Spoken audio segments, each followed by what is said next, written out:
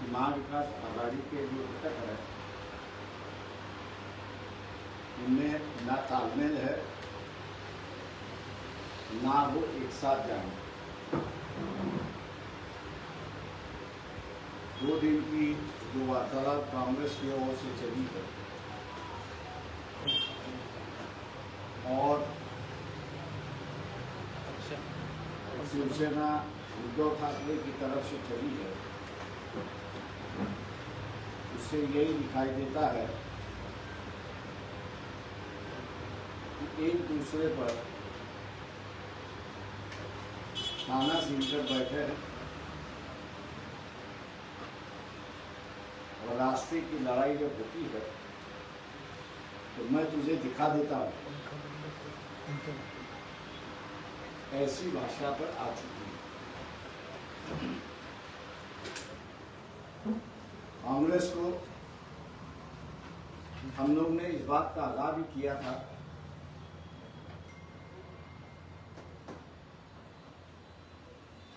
लेकिन कांग्रेस में ना नेता होने की वजह से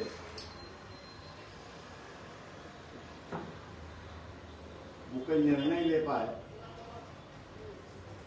ना आज भी कोई निर्णय ले पा रहे।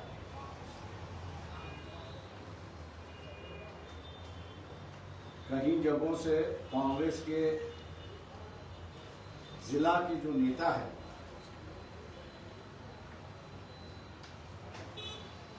इन्होंने बातचीत शुरुआत की है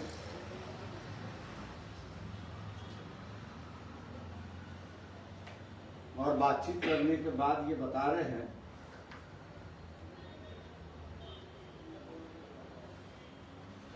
कि जो जिस जिले का नेता है उसको कांग्रेस में कोई लगाव नहीं है या कांग्रेस के उम्मीदवार में कोई लगाव नहीं है,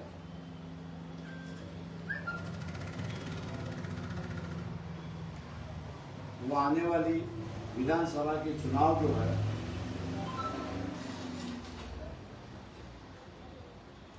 उसमें अपने आप को महफूज रखने के लिए अपने विरोधी दलों से बातचीत कर रही, गुफ्तगू कर रहे हैं।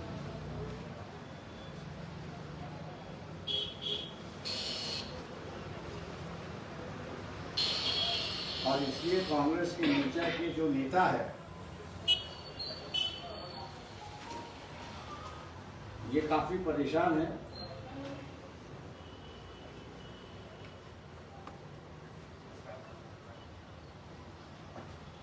और भारतीय जनता पार्टी को किस ढंग से हरा है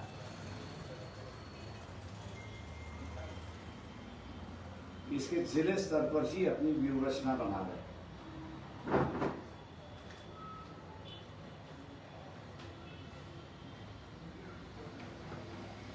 टीवी और इलेक्ट्रॉनिक मीडिया हमारी बात पर कम विश्वास था,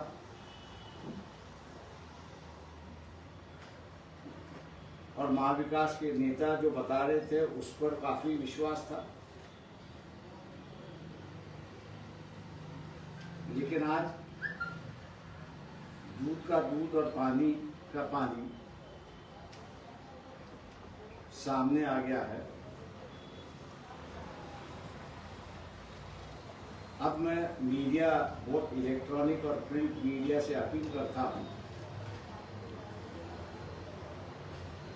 कि जो सही हालत है आप उसकी रिपोर्टिंग करें।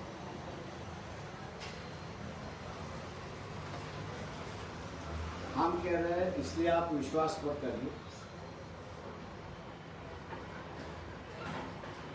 ग्राउंड लेवल पर जो लोकल चैनल्स और आपके प्रतिनिधि जो कह रहे हैं उस पर आप विश्वास रखना शुरुआत करें।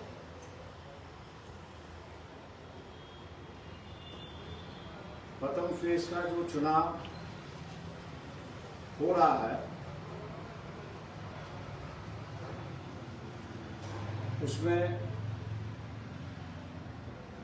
रामटेक की जो परिस्थिति उभर रही है एकनाथ शिवसेना के जो कैंडिडेट है और किशोर गजबे, इनकी सीधी सीधी लड़ाई दिखाई देती है। कांग्रेस का वहां पर कोई वजूद भी दिखाई नहीं देता है।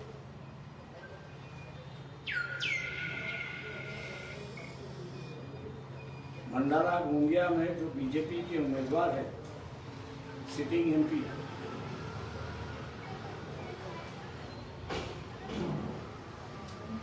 उनको पवनी इलाके से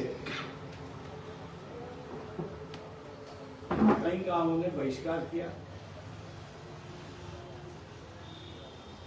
और नम्रता पूर्वक कहा कि आप गांव में दोबारा मत आइए।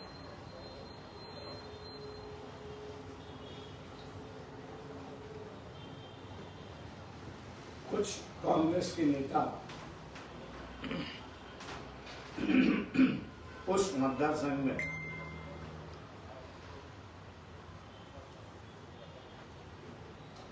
एक्स एमएलए अग्रवाल गोंदिया की जो है, जो आप बीजेपी ज्वाइन कर रहे हैं, उनके साथ में क्लोज डोर मीटिंग करते हुए दिखाई दी और लोकल चैनल उसको हाईलाइट भी किया।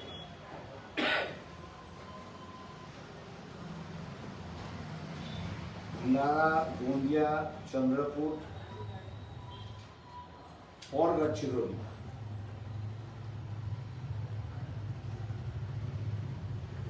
इन इलाकों की जो परिस्थिति है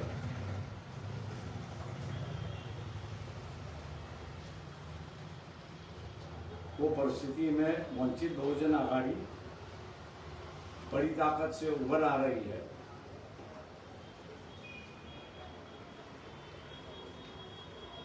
और एक main political force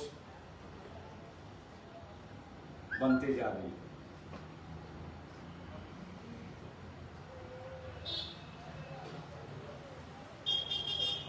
Vanchit Bahujan Aghadi की ओर से मैं कह रहा हूं, हम कर रहे हैं इसलिए नहीं, लेकिन आपके चैनल्स के जो नुमाइंदे हैं, रिपोर्टर्स हैं, जो आपको रिपोर्ट दे रहे हैं, उस रिपोर्ट का आप पब्लिसिटी दीजिए, वही रिपोर्ट को मेन रिपोर्ट बनाइए। फेक न्यूज चलाने की बात जो चल रही है उसको बंद करें, नहीं तो आप दिखाएंगे एक और रिजल्ट आएगा दूसरा। मैं सिर्फ आगाह इसलिए कर रहा हूं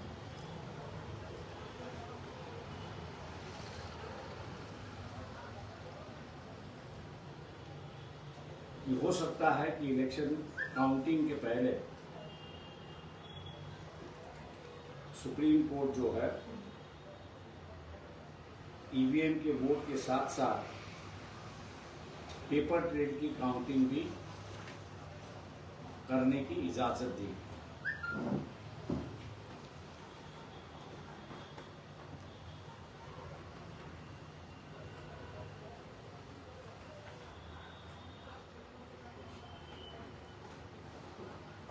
आज की परिस्थिति में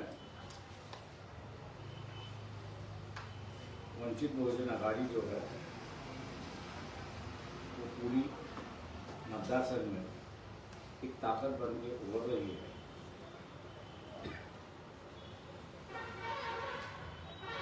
और हम लोग एक अच्छी खासी स्थिति इस लोकसभा चुनाव में बनाएंगे, ऐसे हम लोग को उम्मीद है।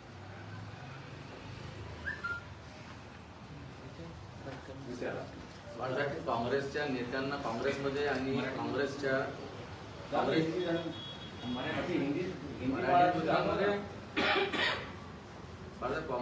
तुम्ही आता बोलले की काँग्रेसच्या नेत्यांना काँग्रेसमध्ये आणि त्यांच्या उमेदवारामध्ये रस नाही, तर नेमके हे नेते कोणकोणते आहेत? तुम्ही लोकल चॅनल्स जर चालवले आणि बघितले तर तुम्हाला त्या त्या मतदारसंघातल्या लोकल चॅनल्सवरनं ही माहिती मिळायला सुरुवात आहे। नावं काय समजू शकतो? नावं कशा, मी तुम्हाला सोर्स सांगितलंय, मी नावं घेऊ कशा? तुम्ही तुम्ही स्पष्ट वक्तेपणासाठी ओळखले जातात. बोलतो तुम्हाला सोर्स सांगितला. आता मला तुमची ताकद बघायची आहे की तुम्ही ते असताना रिपीट करताय का. You channels have the guts, हे मला बघायचं. समोरच्या हातून कान टोचायचे. ते तुम्ही सोडणार आहात ना, माझा का नाही फक्त. बाळासाहेब, तुम्हाला तो प्रस्ताव काँग्रेसनं आज सकाळी एक बातमी असेल की तुम्ही राज्यसभा आणि केंद्रात मंत्रीपद असा एक नवा प्रस्ताव तुम्हाला दिला आणि आपल्यातून तुम्ही माघार घ्यावी असा प्रस्ताव काँग्रेसकडून आलेला आहे. तुमच्यापर्यंत तो प्रस्ताव आला? माझ्यापर्यंत कुठलाही प्रस्ताव नाही. वर्तमानपत्रापर्यंत आलेला तो प्रस्ताव असेल. अजून कुठल्याही वर्तमानपत्रातल्या रिपोर्टरनी माझ्यापर्यंत पोहोचवलेला नाही. आपण आज निर्णय घ्यावा अशी काही चर्चा आहे का? शेवटचा दिवस म्हणून नाना पटोलेंना काही अल्टिमेटम वगैरे दिलंय? एक म्हण आहे मराठी, वराती बांधून घोडा. त्या वरात निघून गेलेले असते तर घोड्याचा उपयोग काय आहे? तर काँग्रेस आणि ती नाना पटोलेंना अत्यंत उत्तमरित्याने शोभते असं मी त्या ठिकाणी मानतो. तुमच्या लेखी नाना पटोलेच्या प्रस्तावाला सध्या काही किंमत नाही. मी तुम्हाला म्हटलं ते प्रस्ताव म्हणजे काय, वराती बांधून घोडं. तुम्ही मग विचार केला की नाही त्या प्रस्तावाचा? वराती बांधून घोड्याचा कोण विचार, नवरदेव थोडी विचार करतो बाळासाहेब, जे आता त्या घोड्याचा. बाळासाहेब, त्या राज्यात उर्वरित ज्या जागा आहेत तिथे काही तडजोडीची शक्यता आहे का? आम्ही आता असं सगळ्या सीट्स फायनल करत आलेलो आहोत आणि या 2 दिवसामध्ये आम्ही डिक्लेअर करू. माझं अमरावतीमधून तुम्ही कोणाला पाठिंबा देणार? मी म्हटलं 2 दिवसात आम्ही निकाल देत काढते. नहीं, आज आनंद राज जी ने प्रेस कॉन्फ्रेंस लेकर कहा है कि मैं वहां से लड़ूंगा. कल तक वो बोल रहे थे कि मैंने क्या कहा, 2 दिन में हम लोग उसका फैसला लेने वाले हैं. नहीं. 2 दिन के रुकिए, तुम्ही आधी इंतजार करिए 2 दिन. उन्होंने क्लियर कट बोला कि वंचित का वहाँ हमें समर्थन है और वंचित के जिलाध्यक्ष भी उनके बगल में प्रेस कॉन्फ्रेंस में बैठे थे. ये बात सही है? मैंने आपसे क्या कहा कि 2 दिन वेट कर लो, परिस्थिती आपके सामने आ जाएगी. सध्या पाठिंबा नाही असं म्हणते मी. तो जो पहिला निर्णय आम्ही जे म्हणालो त्यातला अर्थ तुम्हाला जो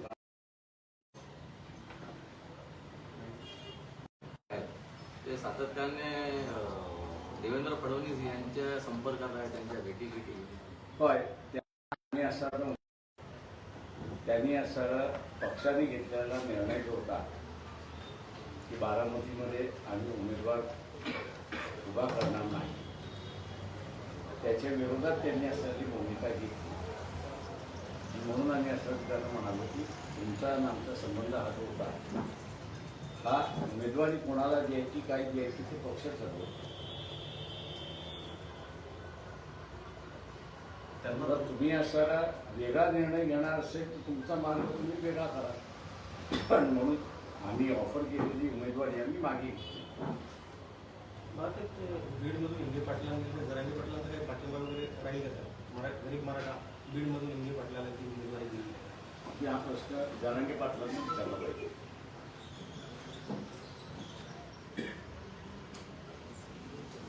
बाळासाहेब, बांधलांचा जो विषय आहे, महायुतीनं काही लोक तुमच्याकडे पेरले आहेत असा अर्थ त्याचा निघतोय, चर्चा होते आहे, असं काही आहे? त्याच्या स्टेटमेंटवरनं दिसतंय त्याचं काँग्रेसची भांडणं नाही, एसपी आणि एनसीपीची भांडणं. तुमचा प्रश्न कसा आहे की तुम्ही स्वतः सेल्फ गोल करत बसलेला. त्याचं काँग्रेस बरोबर भांडणं नाही, शरद पवार बरोबर म्हणतो आमची साथ का सोडतोय तर बारामतीमध्ये आम्ही असा उमेदवार उभा केला नाही म्हणून. आणि मग विकास आघाडी कसं काय पक्षामध्ये केलं? नाही, थेट त्यांनी फडणवीसांच्या बैठकीला हजेरी लावून याच्या वेगवेगळ्या अर्थ त्याचं असं आहे, त्याच्यामध्ये त्याचं भांडण नाही. फडणवीस आणि शरद पवारांचं भांडण हे जग जाहीर आहे. माझे आणि शरद पवारांचे मतभेद होते हेही जग जाहीर आहे. पण व्यक्तिगत लेवलला कधीही त्या ठिकाणी आम्ही घेऊन गेलेलो नाही. त्यासाठी तेव्हा राजकारण हे व्यक्तिगत लेवलवरती होतं असेल आणि पार्टी टू पार्टी असलं पाहिजे. विरोध करायचा असेल तर तुम्ही पक्षाला विरोध करा, व्यक्तीला म्हणून नाही. पक्षाची भूमिका ही आहे की शरद पवार या व्यक्तीबरोबरचा असताना सगळं आणि सुप्रिया सुळे बरोबरचं नाही. त्याच्यामुळे असं सुप्रिया सुळेने पक्षाचं नुकसान केलंय, पक्षातल्या कुठल्या उमेदवाराचं नुकसान केलंय तर अजिबात नाही. शरद पवारांनी पक्षाचं नुकसान केलंय आणि उमेदवाराचं नुकसान केलंय तर 100% त्यांनी केलेलं आहे. या पवार साहेबांबद्दल तुम्ही आता बोलला, मागच्या अनेक वर्षांचं राजकारण पाहिलं तर पवारांनी काय तुमचा विरोध केल्याचं बोललं जातं. मात्र यावेळेस खुल्या मनानं आता तुम्ही महाविकास आघाडीत असावे, काँग्रेससोबत वारंवार ते बोलतायत आणि तुम्हाला एक नैतिक पाठिंबा आहे. ही आता असं याला म्हणता येईल की काही गोष्टी घडू शकतो अशा असणाऱ्या परिस्थितीमध्ये आहे. आणि दुसरं असं आहे की तो पार्टीचा कोर मतदार आहे. या कोर मतदाराला आम्ही सांगितलं की पार्टी म्हणून आम्ही निर्णय घ्या. तुम्ही डिक्टेट करणार असाल तर आम्ही अजिबात तुमचं ऐकणार नाही. पार्टीला जो योग्य वाटते ती भूमिका आम्ही घेणार आणि राबवणार. कोर वोटरला यायचं असेल तर त्याला म्हटलं या, नसेल यायचं असेल तर नका. त्याच्यामुळे कुठेतरी आत बाहेर याच्यापेक्षा कोर वोटर को संभालो और उसके साथ में राजनीति करो, ये दोनों चीजें होती हैं. इसलिए हम लोगों ने कहा कि राजनीति हो, कोर वोटर को इतना ही है कि आपको वोट देने का अधिकार आप दीजिए, मत दीजिए, आप डिक्टेट मत करो. पवार साहेबांची आज तुमच्या संदर्भात जी भूमिका आहे ती देर आहे दुरुस्त आहे अशा प्रकारची असं वाटतं. मला काहीच नाही. चलो थँक्यू. भारतात एक महत्त्वाचं अभय पाटलांच्या संदर्भात तुमच्या पक्षाने काही प्रश्न उपस्थित केले होते. त्यांचा संघासोबत असलेला संबंध आणि त्यांनी भाजपला उमेदवारी मागितली तरी वारंवार तुमच्या पक्षाकडून आरोप केले गेले आहेत. नेमकं काय ते आरोपांबद्दल आहे? एकदा तुम्ही लढाईत उतरला की पार्टीला ज्या ज्या सोर्सेस म्हणून ज्या त्या याच्यामधून आपला उमेदवार काढण्याचा अधिकार असतो त्या त्या सोर्सेसने पार्टी ते करत असते त्या ह्याच्यावर. आणि ते काम असताना पार्टी करत आलेली आहे की मतदाराला तुमचा हाईट नाही, मी काय या ते सांगा. त्याच्याबद्दलचं असणारी एक चर्चा जी आहे ती सुरुवात होणार होती याची आम्हाला कल्पना माहीत होती. मुस्लिम त्या RSSच्या संबंधाच्या संदर्भातला सेन्सिटिव्ह आहे. त्याच्यामुळे मुस्लिम समाज ते काढत असेल त्या पक्षातला असेल किंवा बाहेरचा असेल तो एक प्रश्न विचारत राहणारच आहे. भाजपवर इथं अकोल्याबद्दल विचार केला तर संघाचा एक कॅडर जे आहे ते त्यांच्यावर नाराज होतं आणि त्यामुळे अभय पाटलांची उमेदवारी भाजप आणि काँग्रेसमधून कॉमन म्हणून समोर आली. या दोन पक्षाचं असताना ठरवणारं नसल्यामुळे मला काही उत्तर देतो. थँक्यू. एकनाथ खडसे परत भाजपमध्ये थँक्यू व्हेरी मच.